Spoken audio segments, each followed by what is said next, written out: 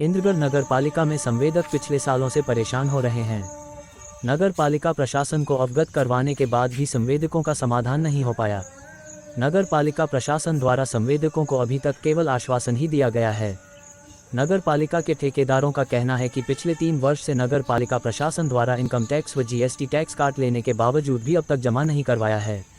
नगर पालिका प्रशासन के द्वारा सभी ठेकेदारों का बिल भुगतान से पहले ही कर नगर पालिका द्वारा कर काट लिया गया। ठेकेदार जगदीश सुवालका, जिनराज जैन, फरीद खान, रामबाबू स्वामी, गोकुल पारेता, महेश चंद शर्मा ने बताया कि नगर पालिका प्रशासन अधिशासी अधिकारी, नगर पालिका अध्यक्ष, एलडीसी को कई बार अवगत करवा दिया, लेकिन आज तक आश्वासन ही मिल पाया है। संवेदकों ने बताया कि जीएसटी व इनकम टैक्स काटने के बाद भी जमा नहीं करना एक राजकोष को नुकसान पहुंचाना है।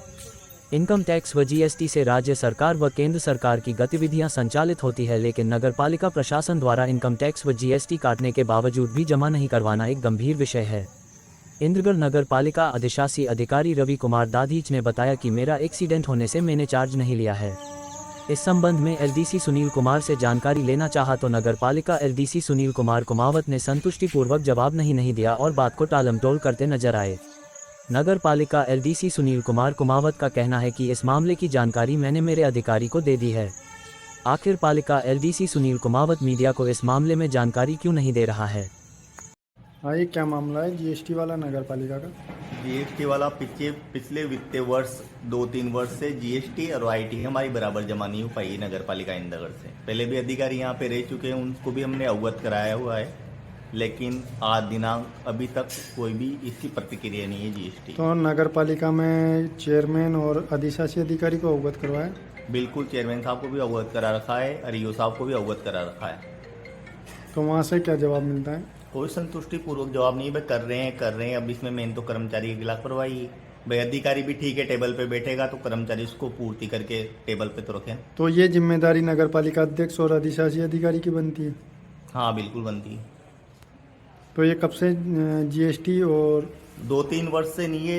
इसके वजह से हमारे जो भी नवीनीकरण है, रजिस्ट्रेशन है, वो रुका हुआ है। हमको जीएसटी की रिबीट नहीं मिल रही है, इसके कारण से हमें एक्स्ट्रा टैक्स देना पड़ रहा है। इनके अपन को नोटिस मिल रहे हैं, सारी चीजें पूरी व्यवस्था बिगड़ी हुई है। इससे तो सरकार को भी नुकसान हो रहा है। सरकार को बिल्कुल है, जिस चीज से अपने केंद्र सरकार, राज्य सरकार के जितने भी कर्मचारी को सैलरी मिलती है, जो भी वित्तीय व्यवस्था है गवर्नमेंट की, सारी इसी से चल रही है।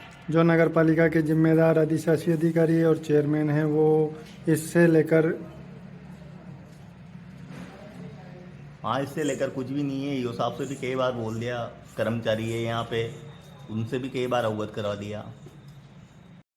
जो आपके जीएसटी वाला मामला है उसमें आपको क्या कहना है?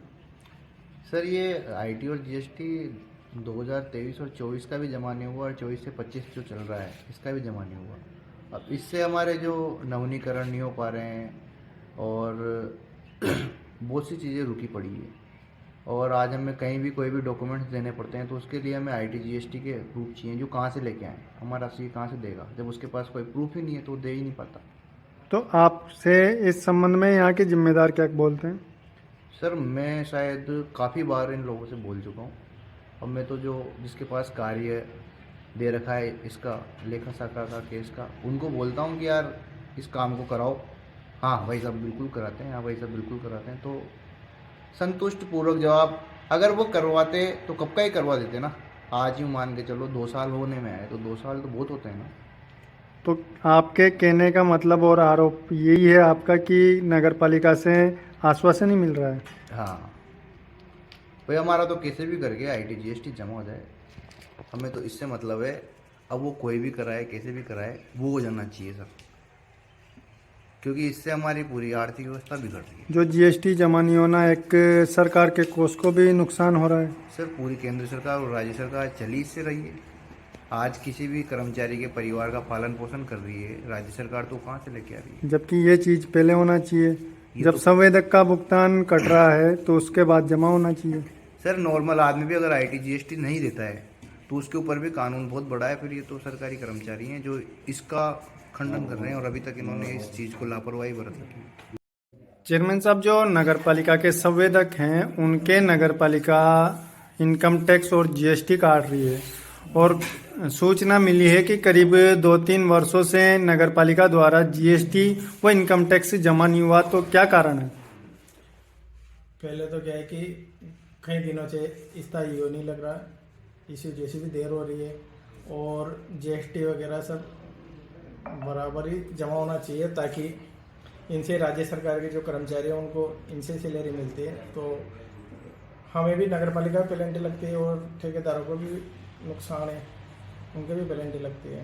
तो ये जमा होना चाहिए, लेकिन अभी इसका ईओ नहीं लगने के कारण ही ये देरी हो रही है। और हमारे पास जो कर्मचारी जो बाबू लोग हैं उनके सारे के ट्रांसफर हुए हैं, या एक ही सिर्फ सत्यनारायण जी का हर 4 क्लास कर्मचारी है, इसके अलावा कोई कर्मचारी नहीं है नगर पालिका। तो सूचना मिली यहाँ पे नगर पालिका में सुनील कुमावत को चार्ज दे रखा है उसके पास। हाँ, उसने इससे पहले जेपी शर्मा के पास था, लेकिन उसकी लापरवाही के कारण ही देरी हुई है।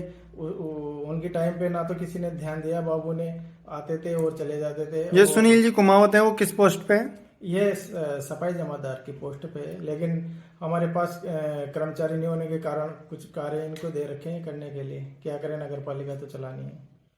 तो सर जैसे अभी ये जीएसटी जमा नहीं हुई और जैसे आप बता रहे हो जेपी इसका शर्मा से चालान भर रखा है, जी ईओ साहब लगेंगे और चालान पे साइन करा के जमा करवा देंगे और इनकी जीएसटी जमा। जो जैसे सुनील जी ने अगर चार्ज लिया था जेपी जी शर्मा से, हाँ। तो क्या अधूरा चार्ज लेने का नियम है क्या? देखिए, चार तो जहाँ तक इन्होंने लिया है वो तारीख लगा के, उनके बाद की इनकी जिम्मेदारी है, और उनसे पहले उन्होंने क्या किया है वो अगले वाले की जिम्मेदारी है। तो क्या इनने जब से चार्ज लिया है तब से अभी तक का जीएसटी और इनकम टैक्स जमा हो चुका? नहीं, जमा तो नहीं हुआ, लेकिन इन्होंने बराबर बना रखा है, पहले वालों का भी बना रखा नहीं, है। बना रखा है, बाकी जमा नहीं हुआ, तो ये तो एक केंद्र सरकार और राज्य सरकार को ही नुकसान है। हाँ, वो तो है ना, नुकसान तो राज्य सरकार को भी है और केंद्र सरकार को भी है और ठेकेदारों को भी है। और ठेकेदारों को सबसे बड़ी परेशानी ये है कि इनके दस्तावेज पूर्ण नहीं हो पा रहे, इनको पेनल्टी लगेगी। तो इस कंडीशन में, पेनल्टी की कंडीशन में इनको पिछले साल भर से तो हमारे यहाँ कोई स्थायी ईओ नहीं लगने के कारण भी देरी हो रही है।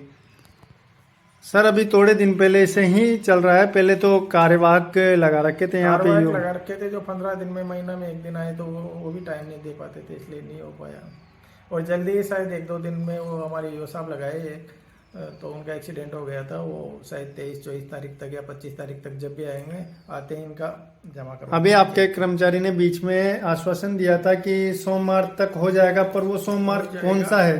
हाँ, लेकिन अभी हमारे जो ईओ साहब है वो तहसीलदार जी लगा रखे हैं, शायद उनसे वो गए हैं चर्चा करने के लिए, अगर वो कर देते तो उन्होंने आश्वासन दिया था ठेकेदारों को, वे सोमवार को करवा देंगे, पर बाकी वो सोमवार कौन सा आएगा, तारीख तो कोई बताई नहीं।